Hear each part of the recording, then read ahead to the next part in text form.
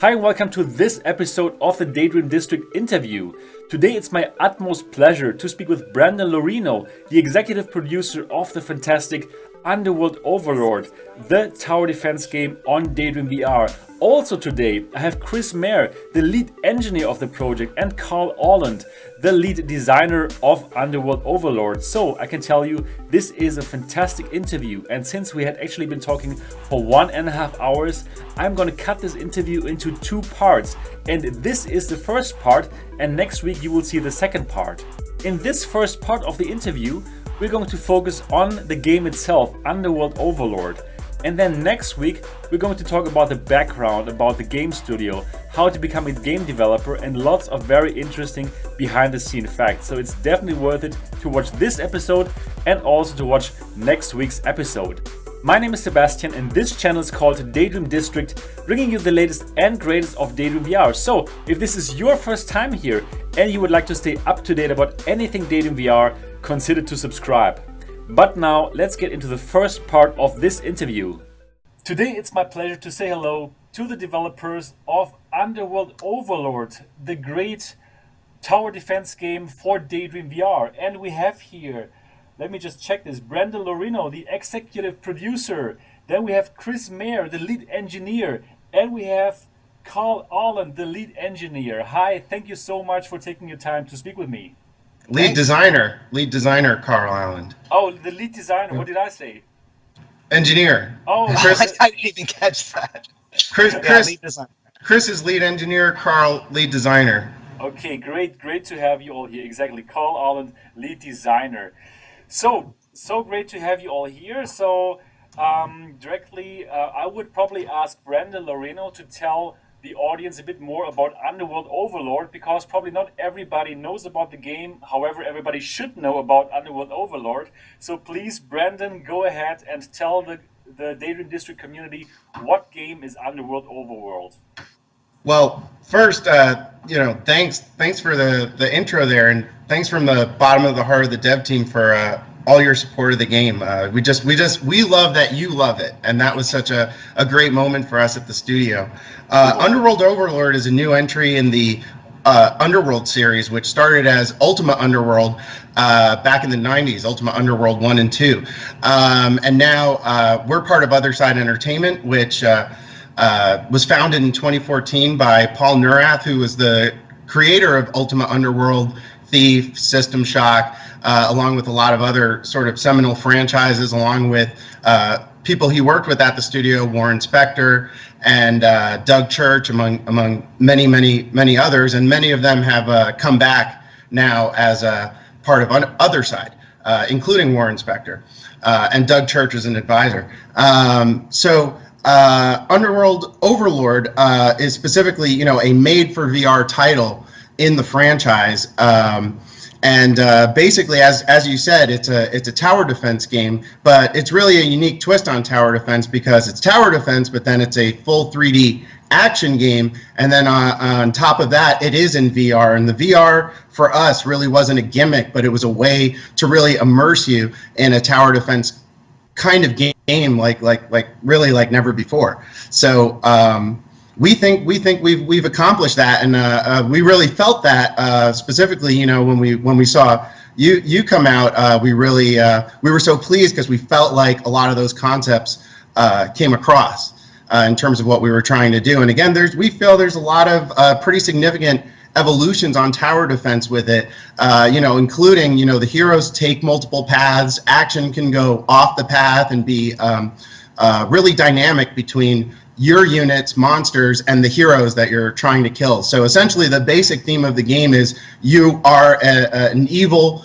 overlord of this underworld dungeon, and this is a character that's been in the series, so there is a lineage through the Underworld series of this character, this Lich.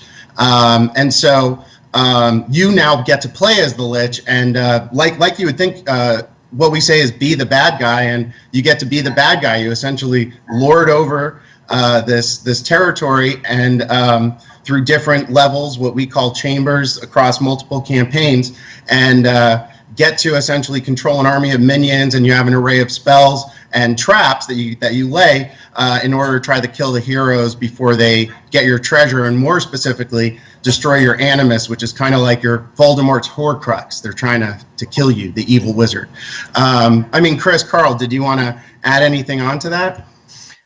Yeah, just that, as far as the whole vibe of the game, it definitely it is primarily a tower defense type game, but it is a hybrid, like Brandon was saying, and whereas normally you think of a tower defense game as you have a chamber where just columns of enemies come and they follow a predetermined path, and you just set things up, and it's very predictable.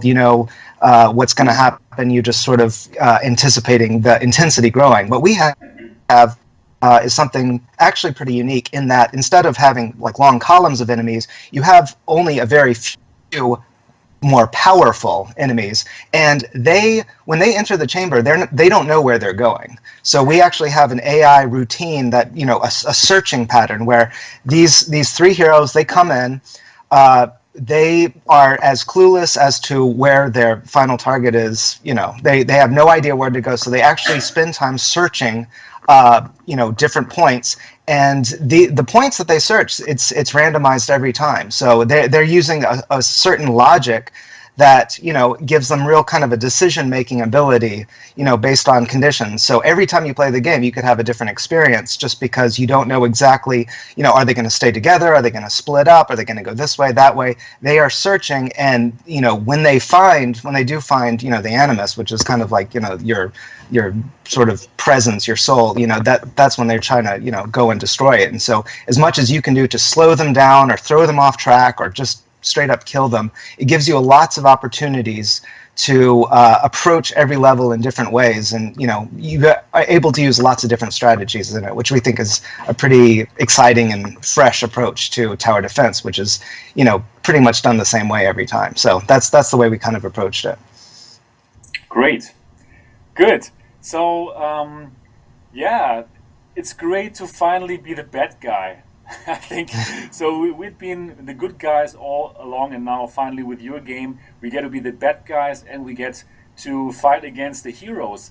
So yeah, just as you have mentioned, well, you are the bad guy, and the heroes come in, and they don't know themselves where they are going. But then actually, what you can do, you can put into these treasure boxes somewhere.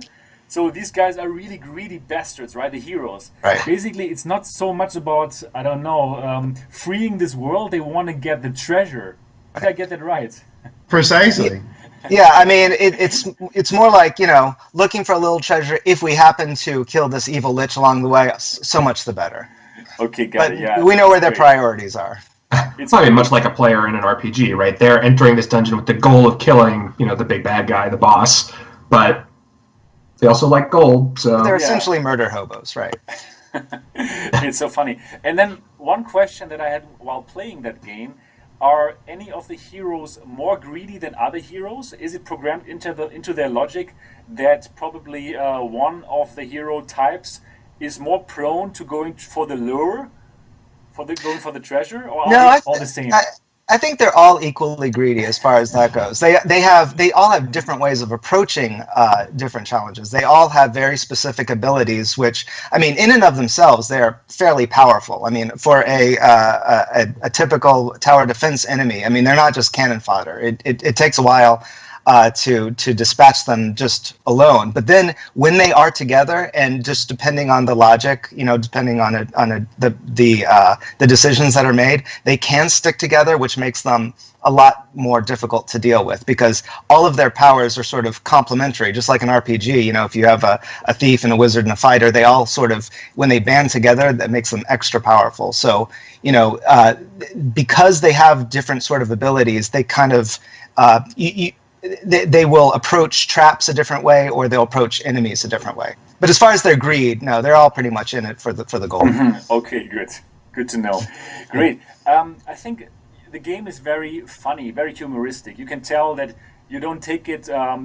This game doesn't take itself too seriously. Right. That's the impression that I had when playing it, and I loved it. I loved it all the way. So Could you tell me a bit how you came up with the special idea of making a bit more humorous game? And were the games that were preceding it, were they also humorous, or were they more serious games? The games that you mentioned in the series. So the Underworld series is pretty serious. I mean, it's the predecessor of stuff like Skyrim, the whole Elder Scrolls series. Or they cite it as a reference. And Minecraft and Notch was inspired by it. So it has a lot of different tones to it. It has funny moments. It has serious moments. But overall, it's a fairly realistic. Fairly seriously rendered series, and our studio is working on a new entry on it for PC and console, which is Underworld Descendant, and that takes the characters are more realistically proportioned, whereas we went with a chibi bobblehead style. So that's actually the origin of where this sort of humor angle came from. So I mean, right off the bat, when we had this concept of being the bad guy, that was already pretty funny, and of course it called to mind some great games, such as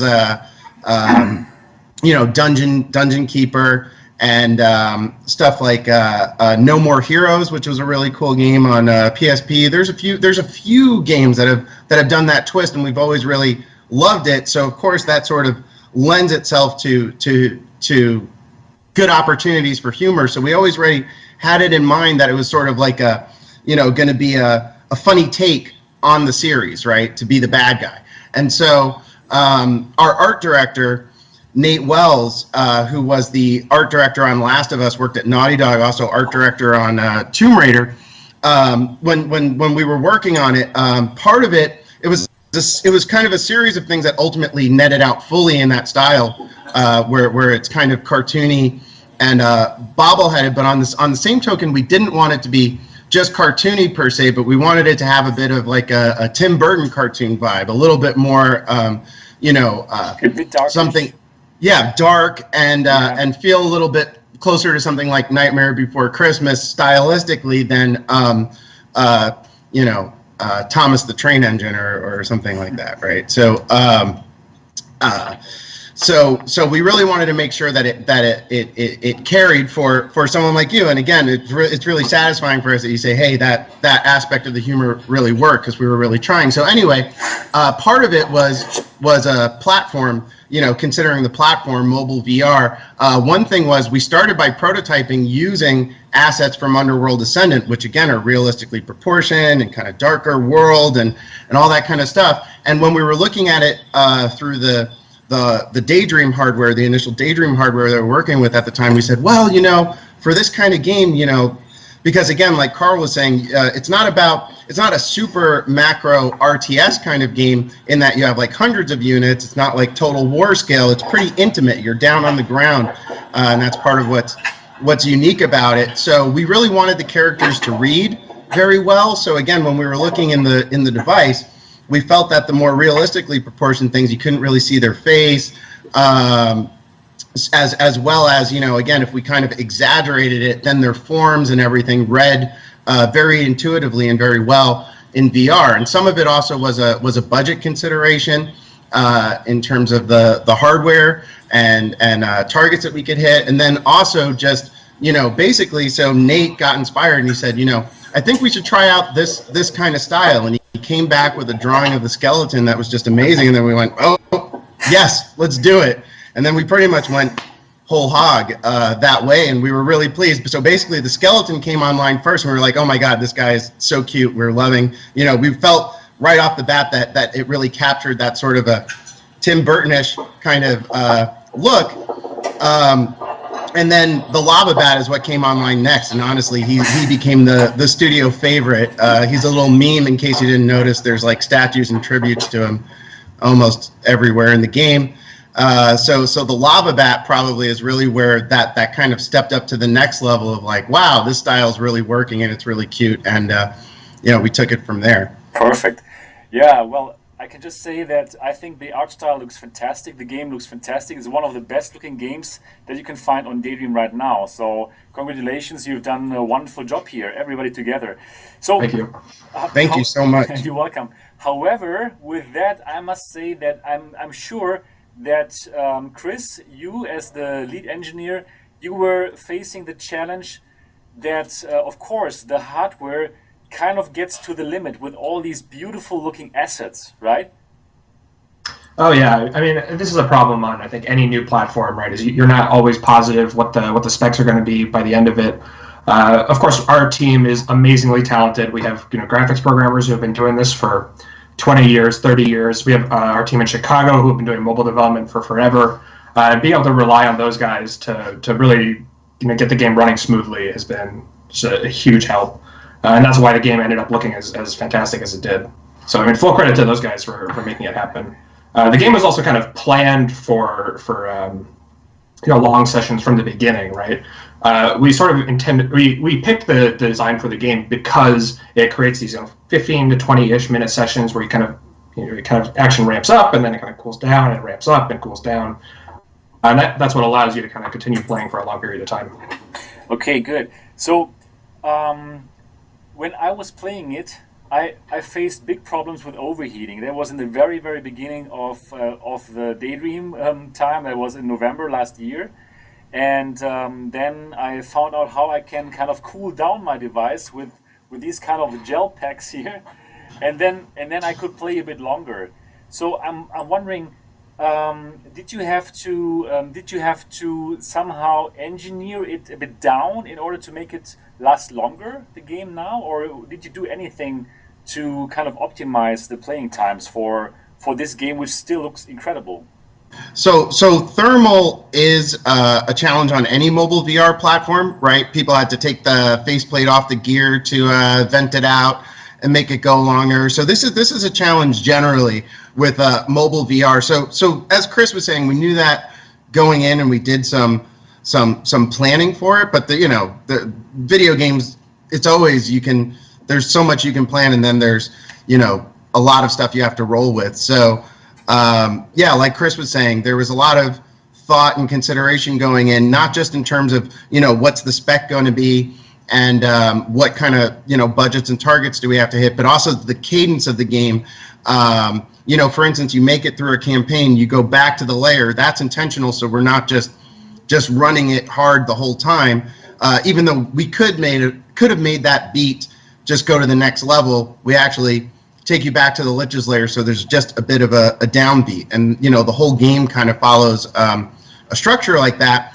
And then also the platform has been getting continually optimized and improved, and we've been optimizing and improving things along with that. So that's where, if you've been playing continuously, you may have experience over the course of the last few updates, both on our end and on the platform end. Things also are improving in that regard. Okay, cool. So since I reviewed the game, I think it was December last year, some months have passed. Could you tell us a bit more about what did you change since then? What kind of updates did you do? So one of the major updates we did right off the bat was improvements in the AI. So we initially started off with them. We had a whole system set up that we eventually scrapped, but that it was a sort of loyalty system where, depending on, how you treated certain of your monsters, they would, either be, they would obey you more, or they would sort of disobey you and wander off, and that whole thing. So we had a lot of leftover AI issues from that. And as a result, we would have heroes that, when they were searching, like they, would have, they wouldn't spend as much time, or they would get stuck and that kind of thing. So we worked a whole bunch on the searching AI and really got it to, so I think it was in 1.2, that 1.2 release, that we got it so that the searching became much more naturalistic, much more, much smarter. I think, they would react to the traps more. They would react to your actions more. They became much more clever in how they made decisions about where to go and what routes to pick. And, in how to behave when they found the animus, which is ultimately what's going to have them win and you, the player, lose. So we made big improvements there. We changed how scoring worked. We got scoring into a much more kind of nuanced setup where we would score your performance not just based on how much animus health you had left, but kind of your performance as a whole, like how many minions you kept alive. Sort of it's a scale where we kind of look at your overall. Did you make good decisions as opposed to did you survive? So that was another thing. And then the update after that, we actually did a bit of a UI UX overhaul. So it became much clearer, like for example, when you're using spells, how much mana you had, when a spell would be ready to use. We kind of, because you're in the VR headset, and you need a lot of quick access to things, because it's a fairly quick moving game. It's a lot of action, so you need to be able to get the information you need on the fly. So we did a lot of work there to kind of clarify that up and just kind of pretty things up overall. And then our most recent update we did, it was a big localization pass. So we added tons of languages, so just the game can be experienced by more people in their own languages. So yeah, we're constantly kind of tweaking and fixing. We've added on some bonus chambers, so it's kind of always we're kind of getting it better and better as we go. There's a couple of things I want to tack on in there really quick, which is the localization and bonus chambers aren't launched yet, so that's coming in the next few days. So that's actually upcoming stuff. And then just a little bit more on the AI. The heroes are supposed to be, as you were saying, a little bit greedy. They're also supposed to be a little bit goofy. That was intentional, right? We wanted that aspect of the humor to come across a bit, because they do ultimately have to follow a path and walk through traps. And when they get hit by the traps, the intention was it's pretty comical. It's almost like a Roadrunner type comedy going on when the traps spring. So the heroes are supposed to be a bit goofy like that, but it's a delicate balance, right, between being too goofy and we didn't want to. It was also a delicate balance in terms of the difficulty of the game. So basically where we've netted out, and you'll see even in the next update as well, but it's already in there, is that the game starts out with them being a bit easier, but by the end of the game, they're quite a bit harder than they were. And as Carl was saying, much smarter. And already through the game, we had a progression where they start out as what we call, tier 0. Which is sort of the tutorial level heroes. They die in pretty much 1 or 2 hits, and then by the end of the game, they're tier 3 heroes, and they have full, much better armor and equipment. And you see that really visually, and then their skills are more powerful as well. They all have a unique skill, and of course, they have much more armor and much more strength. So they actually have these RPG attributes that progress through the game, and we've been doing a lot of tuning on that as well. Great, perfect. Yeah, so for all these viewers who have not known about Underworld Overlord, do check out the review that I posted like last year. So go to YouTube and find Underworld Overlord review, and then have a look at my review. And I'm really happy that you guys addressed the AI problem, because that was really the only gripe that I had about your game. I thought your game was incredible. Just sometimes the heroes would, I don't know, they would have a coffee somewhere, so it felt yeah, they were like somewhere else and they got stuck and stuff. So that was really the only little gripe that I had. Other than that, I reviewed the game and loved it, really loved it. So anybody who has not picked up Underworld Overlord, I can only recommend you pick it up. And I'm going to pick it up as well again, because now with the updated AI, I totally want to check that out. Could you tell the audience how expensive the game is? How much the game now in the Play Store? You're muted. Yeah. Hello? It's $7.99. $7.99. Okay, that's fair. That's really fair, because this game feels like a AAA production, and well, for $7.99, it's absolutely worth it to pick this one up. Great, perfect. So, Well, I would like to say there, it is a AAA team. Yeah. Again, Paul was the co-creator of Ultimate Underworld, Thief, System Shock. Warren worked on those projects as well, and then went on to make Deus Ex, Epic Mickey. Myself, I've worked on Eve, as well as Metal Gear, Silent Hill, things like that. cool. Nate Wells, our art director, was the art director on Last of Us, Tomb Raider. Nice. Carl and Last of Us, Chris.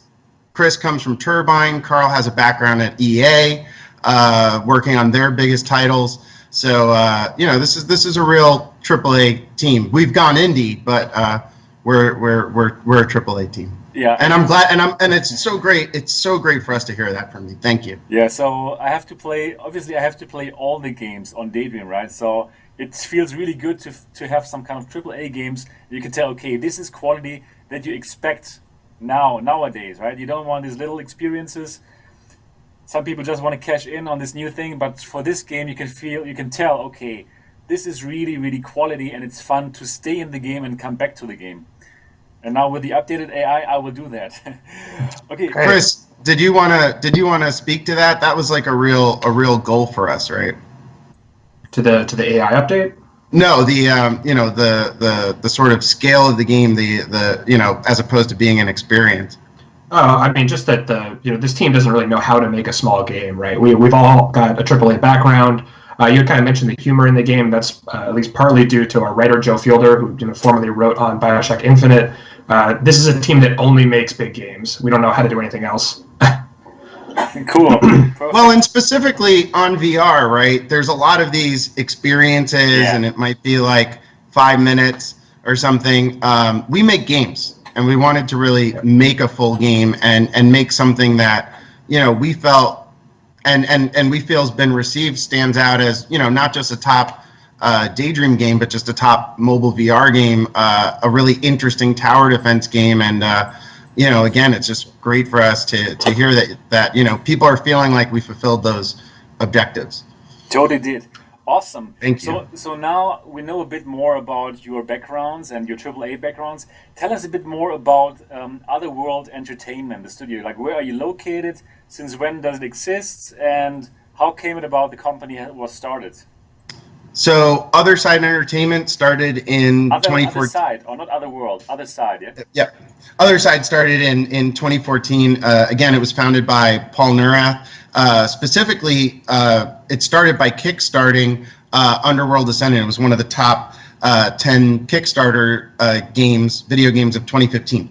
And so that's really how it started. And then he got together with Warren Spector to work on System Shock. So it wasn't just some veterans going indie. Paul managed to get back the rights to work on new games for the IP that they created many years ago, and they've been working on that for a long time. So as opposed to just having to do reimaginings, we actually get to really work with these great brands, these great franchises, and continue where they were left off. So that's pretty special. And so on the back of that, we've been growing the studio and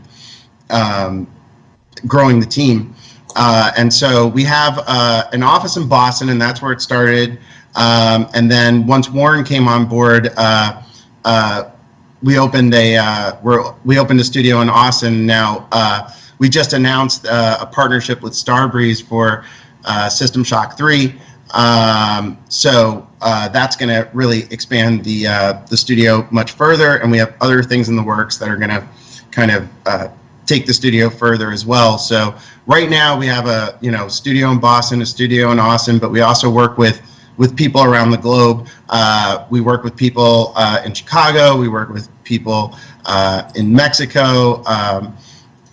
I myself have a place in Iceland, so I work out of Iceland. So we also support that kind of distributed global development, and that's really baked into our production philosophy and how we scale as a independent developer. So that's it for this first part of this wonderful interview. I can just encourage you to watch my game review of Underworld Overlord. You can watch it here, and I can already tell you it's absolutely worth it to download this game. This is one of the best games on Daydream VR right now. So stay tuned to Daydream District for the second part of this interview, where the guys are going to tell you much more behind the scenes information of their game studio and what it takes to become a game developer. That's it for the first part. I hope you enjoyed this video. If you did, give it a thumbs up. And of course, if you haven't subscribed to Daydream District yet, do so now. Keep on daydreaming and see you in the next video.